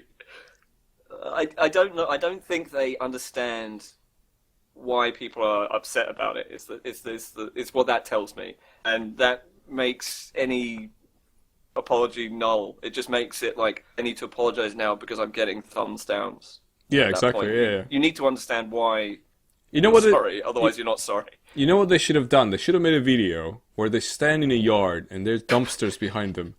And stacking their employees Yeah, behind them while they're talking about it. Oh, good thing you mentioned stacking. That's our next topic. So while they're filming this, the guy comes behind them, one of the co-workers, and he brings the poster of Playing History 1, whatever it was, Rising Phoenix, and he puts it in the dumpster. And then these guys are like, don't blame the developer team. They're not racists. Blame the Atlantic slave trade. Yeah, blame the Atlantic slave trade and maybe a little bit me. Awful. Truly terrible in every way. Which is a good transition into our next segment, which is the plastic shit you can buy of the week. Yay! Yay! So plastic shit you can buy, number one, is a stackable computer. So people have been trying for a long time to revolutionize PCs. Yeah. Even though I still think PCs are pretty revolutionary because they are modular. This is something a lot of people forget. Like the PCs, the standard PC nowadays, it is modular. You can take things out, put things in. Yeah, that's what This she actually said. makes this concept, even though it looks kind of cool in a this is my TED talk kind of way, it's actually less modular in that by buying this thing you are tied into the form factor, which is obviously proprietary only to the company in question, Acer in this case. Yep. Although by no means are these the only people doing products like this. But you see it and you go, oh, that's cool. If I wanted this, I could lift this and put that there, and then my computer's as tall as I like and does only the things I want, and I can upgrade it for free or whatever, and it will smartly. And like that concept is nice. And I remember seeing the modular phone, which seemed like a much better idea. Is that even happening still? I don't know. It seemed like, again, one of those things. I brought it to TED. Here's my modular phone. I can use Google this bought in it, though. India. Google bought it. In the developing world, they'll have this phone, and then you never hear from it again. Google because bought it's it not though. Google feasible. bought that thing, and they were gonna make it like. Obviously, they have enough money. I guess the technology isn't mature enough. I have no idea. Okay.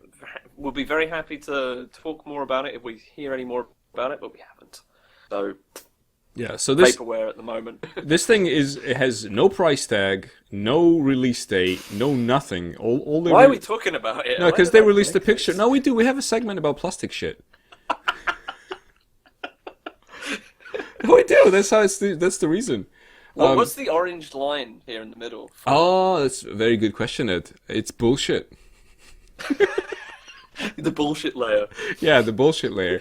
So actually, I know I've read like 2 articles about this, so I know a couple of things. By the way, so yeah, there's the only one segment out of this is essential.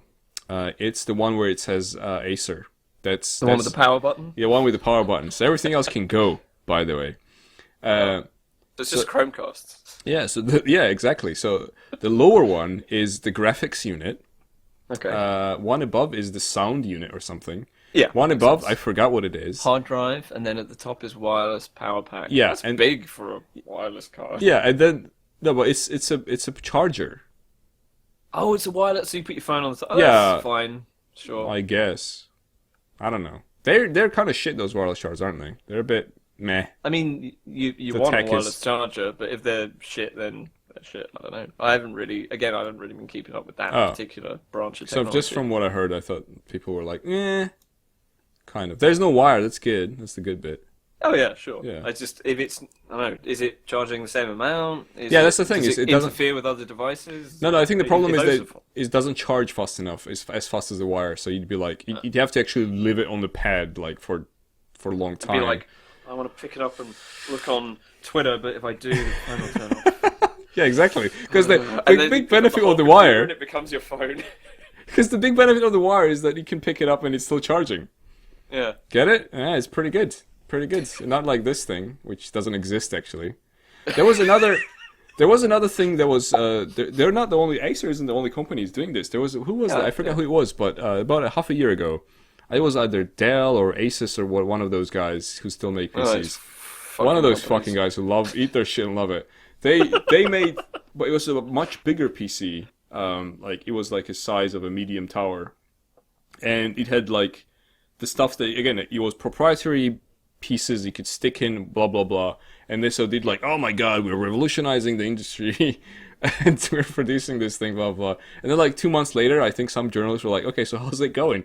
And they were like, no, we didn't find. They didn't find anyone who would either say like potentially would buy it or like place that would agree to produce it for them, blah blah blah. So they were like, I think they canceled that project. But Acer, I guess, is undeterred, though. In their like.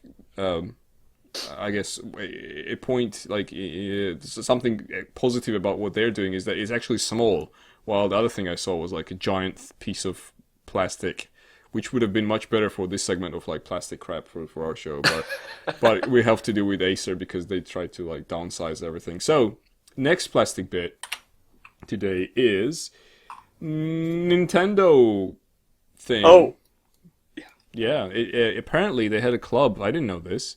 Until they had several like failed, and I think still have a crap account system. So like I think each console had its own kind of account system, sort of, and they were all shit, and they didn't talk to each other. And a lot of people for a long time have been like, PlayStation has sorted this, Xbox has sorted this, Steam exists. Please sort your shit. Yep. And then now they're closing though.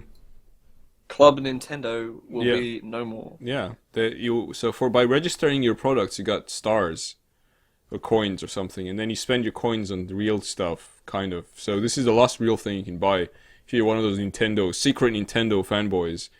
None of them are secret.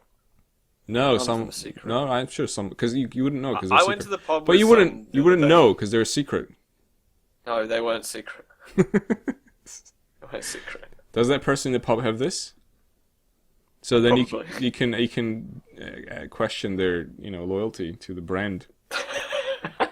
Brand loyalty. Brand like loyalty. Band. Yeah. Imagine that. Oh, good thing we mentioned brand loyalty. Next subject is about brand loyalty. Yeah, this is a court case between is it Gran Turismo? Gran Turismo? And a flooring company. Called Virag.com. Yeah, let that Sounds sink like in for a bit. Spam. It is. It's a spam website. It's a porn spam They send you pictures of cheesecake, but it's not actually cheesecake.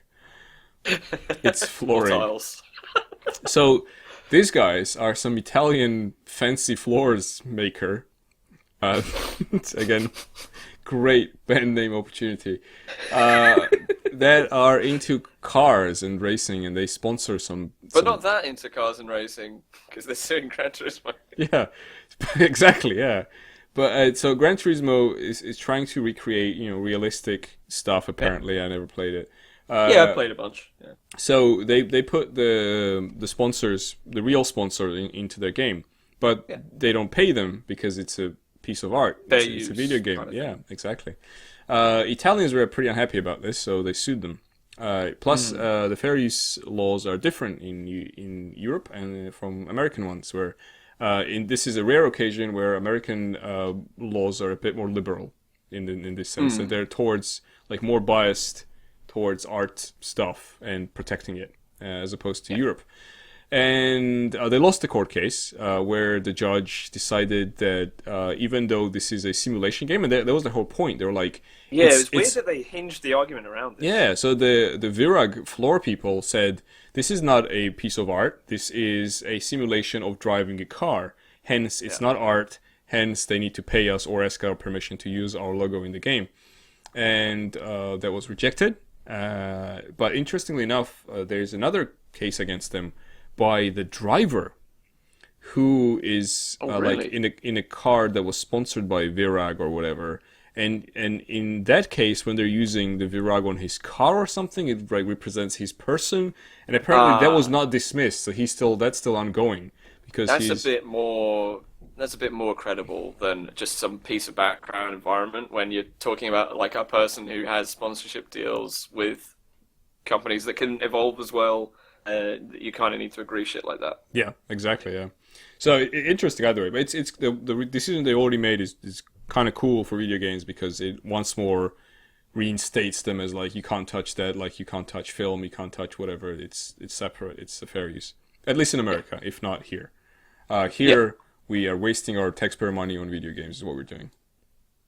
Yeah, this is one of the few times recently, at least, where people have used a constitutional argument, which are usually the most kind of idealistic and irritating arguments, but actually for good. So it's their First Amendment freedom of speech one, their free speeches. But it is actually applied to finally something that's not like somebody protesting a funeral saying you're all burning in hell for sucking dicks or something. Oh, that's a good one. But it's that old chestnut. Yeah, to kind of elaborate on what Manchute was saying there, I was also surprised that they're actually against being like advertised, because they're not like displaying their name in a bad way. It's a banner in a fucking... It's just present. Yeah, it's like maybe someone will be like, oh, I wonder what that is. I'll Google that. And like flooring. I need flooring. Yeah, my life is empty. Exactly. Which is why I'm playing GT. Like I enjoyed it when I was a kid because I had infinite time to do the licenses, but that was the only game where I almost broke a controller by just smashing against the wall trying to get the fucking licenses. Because you just learn to drive, but with a digital controller at the time, it didn't. Which is useless in real life. Yeah, it's utterly useless, but you spend the same amount of time. Yeah. And yeah, that was infuriating. But it was still, I still like it there's not many games that try and do this, where they go, fuck it, this is a real car. Or maybe more so now, but it was the one at the time. And, I respect Sims generally for when they do that work. I always think it's valuable work. But I'm not playing it now, but yeah, I just disagree that this should even have gone to a court, or that now they just look like sour bitches. Yep, there, we said it. Certified sour bitches, People's Exhibit. I have another piece about art. So, in my least favorite museum of London, V&A, they did a little exhibit of video games. Out of all things, their biggest piece there was Hearthstone, which is pretty surprising. Because when you play Hearthstone, it feels like art was kind of done like, it's there. I mean, people worked on it. I understand they probably like what they've done, whatever, and the fans like it. But it's not the one you think like, oh, what's the game with the cool art? And it'd be like, Hearthstone, it's not the thing that comes... It's the game with the functional art, and it's more the polish of the system is what is impressive about Hearthstone. Yeah, exactly, yeah. So, but for some reason it's there, and it's there in the sense that you can go... There was a stage, and you could play the game, but only select people could play. Like with art, you can't really... You have to be a certain level of wealth and luxury to enjoy it. So you need to be this wealth and luxury to enter. That's pretty much V&A. The reason I don't really like V&A is that a lot of the stuff they have painting and whatever, but there's also a lot of like mundane items and items of luxury from history displayed as like, oh, look at this amazing piss pot that the Romans used. And it's like, I don't care about the Roman piss pot. And the moon. Yeah. The piss pot. Exactly, yeah. So the British Museum is like, oh, look at the giant statue we stole, and I respect that. At least, I respect. Like, that was a good steal. Yeah, that was a good steal. But here it's like, look at this Roman piss pot. I was like, I don't give a shit about Roman piss. Show me a statue or something, or like a stone horse. I don't know. Steal me something good. Yeah. So, but yeah, that wasn't the only thing there. One of the things was like, it was general video game related event, and one of them was like programming some buttons to do some bullshit as well. And there were people doing cosplay. So it was kind of like a tiny Didn't this also convention. have 65 days of static at it, making it impossible for anyone to hear anything? Claudio went to this with Johannes, and I think Mark might have been there as well. A couple of people we know, basically. What were their impressions? Well, she was like, who the fuck is 65 days of static? It's so goddamn loud. Pete was like, 65 days of static with it? She's like, whatever, I couldn't hear anything. That's the No Man's Sky soundtrack soundtrack so they were people. There kind of hyping No That's Man's how I Sky, know basically. them, yeah. Yeah. I mean, I think the band's pretty good, but apparently it was just like so loud that it made it very difficult to talk. And I feel like, on a kind of interactive event, you probably want to be able to hear each other. I also like the sort of, if you go to National Gallery, for example, it's usually very... Like a church where you're... Yeah, it's really cool. It's like, it's even a nice place to just hang out. Like, there's a lot of seating areas.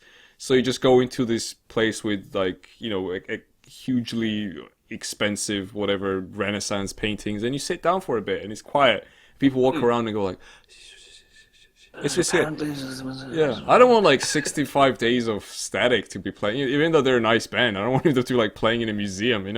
Even the sound like quality of playing in a museum is a bit probably be shit. Yeah, exactly. There would be like so much reverb from like fucking everywhere. Yeah. So the last thing I have left here is not about video games as art. It's actually about art because it's about a video game. It's about the Barclay 2 thing. Oh yeah, about creating characters. This isn't actually the video, so you tell the story. I'll play the video. Okay. So last week we talked a bit about Barclay and introduced the concept of it. It's this weird basketball-themed RPG, and the last one ended. It sort of ended in a big, sort of surprising end, or not surprising, a big climactic end, and room for a sequel. And indeed, they have been working on a sequel. And there was the trailer. And what I heard most recently was kind of sounded pretty fun. Is that they had some space at PAX, which happened recently. Can't remember which PAX. We've probably already been through the fact that we tried to figure out which PAX it was. PAX Prime, I think it's called. Is it? Maybe the Seattle PAX. Okay, so it was the PAX in Seattle, and they had some space. And part of the space was play a piece of a chunk of the game. They're already some way into it, and there's some of it that's playable.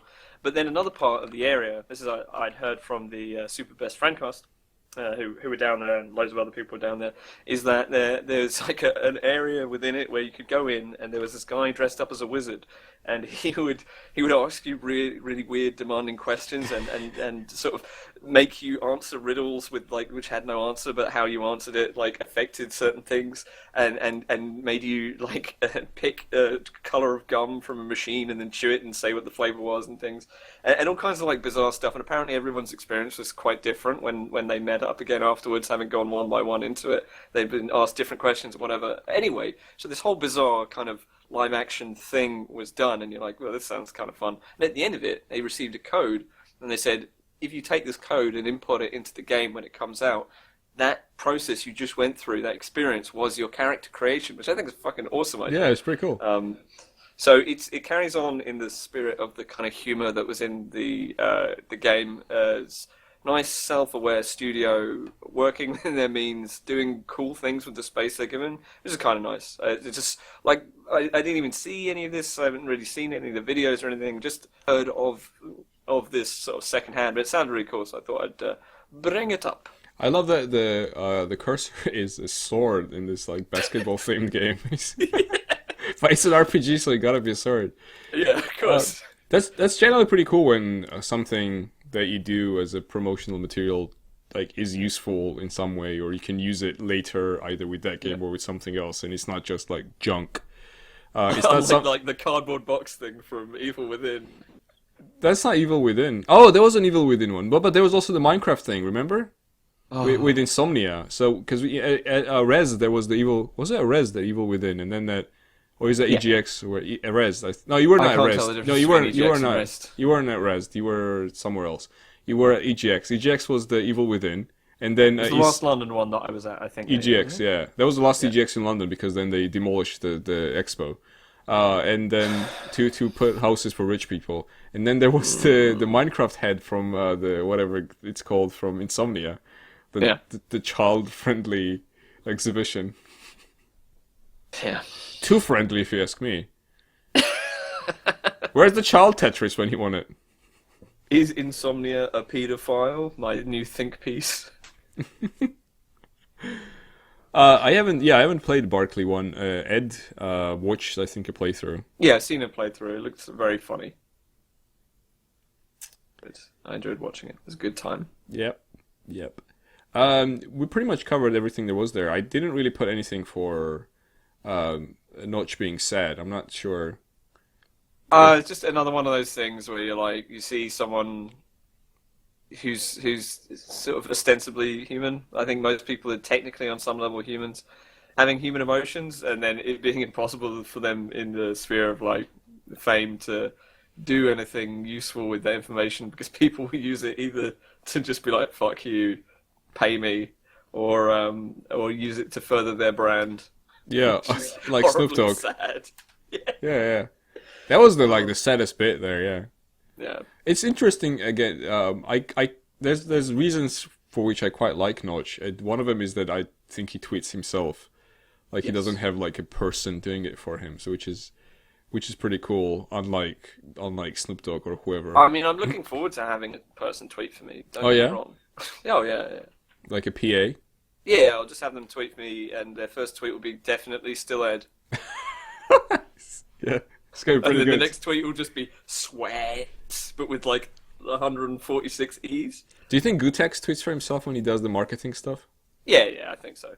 Oh, okay. I guess he's not famous enough to have a PA for No, that. I don't think there's enough money in fighting games for him to not be tweeting himself. It's pretty funny that when he does the bits where he's like doing this advertising for this, he doesn't actually say it's advertising, by the way.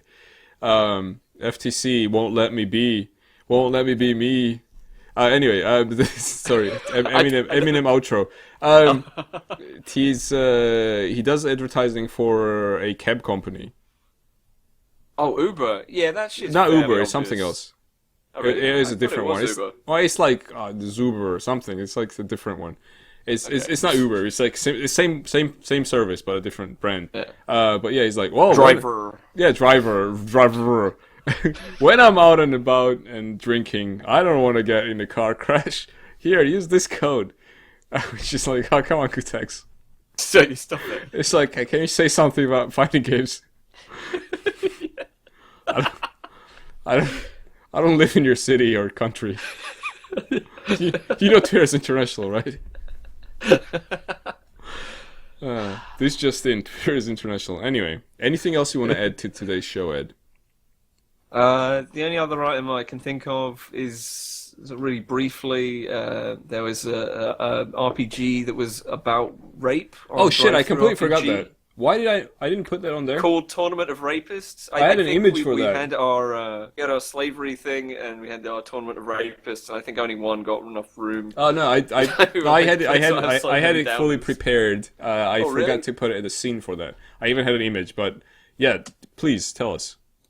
I'm kind of glad we didn't. Not much I can really say.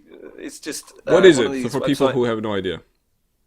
Okay, so one of these websites, so you can buy like RPG books, so you can do your own RPG stuff. Has this one called Tournament of Rapists. Now, it's not actually the first in the series or whatever. This is apparently a sequel, but not like a numbered sequel. I think I'm trying to find exactly where it I says think it's like that an in this. expansion, isn't it? Yeah, sequel and expansion. Yeah, no, I don't see the exact details, but yeah, it's definitely not like just out of the blue, let's put this in, and they were like, fine. It actually turns out that this is a continuation in some degree, and that games like this have existed. And even before this, there've been games like the game that shall not be named, or Fatal, Fatal, which you can look up if you hate your life. It has stats like vaginal circumference potential. Ooh. And fruit can grow out of the end of your dick with magical properties I and didn't things know like that. that. And it also had a lot of rape mechanics. And so people, found out about this and were like, huh? And I think the site eventually pulled it. And the usual suspects were like, oh, I need my freeze peaches to grow out of the end of my dick and stuff. And it's just like, just don't make games like this. And there's a couple of like. In this article here that will be on the links list, there's a couple of screenshots and examples of the kind of people who made it. And there's a PTSD mechanic as well, where you can cast a phallic swarm, which is like a kind of swarm of dicks, and it only seems to affect any characters or creatures that have already been raped or sexually abused, and they are paralyzed for 1 round as they fall victim to the phallic swarm's distraction ability, and under melee it does 1d8 pleasure damage. Pleasure damage is a decent name for a band, but other than that, Yeah. And a whole bunch of other stuff, and then you also find out from like some other stuff that it's got like direct references to like MRAs and things, and jokes about rigging Hugo and Mad Max movie and stuff, and it's obviously has associations to all these sad puppy Gamergate cunts that no one likes, and is this an actual like books like one of those books Simon has? Is that a kind of book? Like that's what the impression I'm getting is. It's like one of those rule books, and you can kind of use it to build your own campaigns, but it appears to be based on rape. okay, so this is like to essentially play like a D&D game about rape. Yeah, I think so. Yeah. I think so. Yeah. Okay. But there you have it. But well, no, you don't have it because it got pulled off the site. I think they eventually were like, all right, we'll take it off. They lost on like £10 of shared revenue. You just lost a customer. Yeah. like Black Hater 6969 posts on Twitter, and you're like, oh dang. What will I do with my life? And then you just turn back to your fucking Tetris game. Fucking bullshit. So yeah, a lot of just idiocy this week. It's like every week though. I know. Yeah. Just It's a shit. sometimes I despair. Sometimes I think people aren't basically good. I think people are basically idiots. And if you do something that's good or nice, it's an accident, only done in self-interest. And what really is the spirit of humanity is saying, I'm sorry you're upset that I made a Tetris game where I made these cartoon black people stacked together, and then later I played a game where I could throw 1,000 dicks at a rape survivor for top cake. I never think people are basically good. I think that I used to think people were basically good. Now I think people are basically templates, basically empty, and they are full of whatever they are filled yeah, with. people are basically indifferent, is what I think. Yeah. They construct meaning, or in the case of these people, they don't have to have meaning constructed. Someone you don't will have do to it have for any... them. Yeah. So I could just do it for you. Yeah, here's a meaning downloaded for you. I'm in. I think we just should just call this show like dark exhibits of the people at some point, because like it's getting worse every time. Or maybe we should do, oh I know, we should do like a special where we just do happy news, and it's just gonna be like 5 seconds long. See, I did again. It's back to darkness. And then every transition is us going, yeah, and the screen explodes with puppies, and then it goes to the next thing, and we're like, and this thing I'm really excited about. Tell me about it, Andrew. And you're like, well, okay, Ed, you don't want it, I'll take it. This one's really exciting. You know what I'm gonna do? I'm gonna put I'm gonna finish this with an ad. I never did the ad break, so I'm gonna do an ad break now.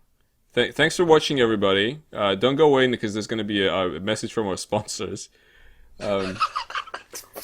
Thanks for watching this. If you watch this on YouTube, please like share the video with your grandmother on Facebook or something. And we go live every Thursday around 10 p.m. BST. Around, no promises. Thereabouts. And this is the ad that is supporting us directly, so you better watch it. Even if it works, I don't even know, it may not work.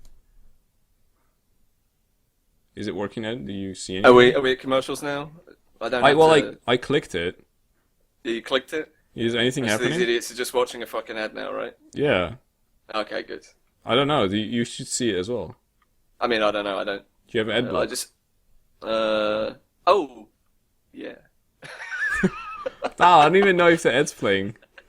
Oh, let me disable that on YouTube just real quick. It should be on YouTube Gaming only. It doesn't matter on YouTube. Apparently it does in this instance, because it says on the site that you're on whether or not ad block is active, and then whether or not you want to disable it. So the interface always applies to the site you're currently on. Munchie Day says no ad break. Jeez. I was just joking. It says here playing ad based on complex criteria. It actually says that based on complex criteria, some of your viewers will see an ad. Keep on streaming.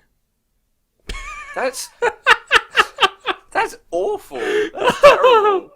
Well, we learned something about YouTube gaming, everybody. It got even darker than it was before. Oh, so it will just be some people miss some of it. I feel so bad for people missing this ad.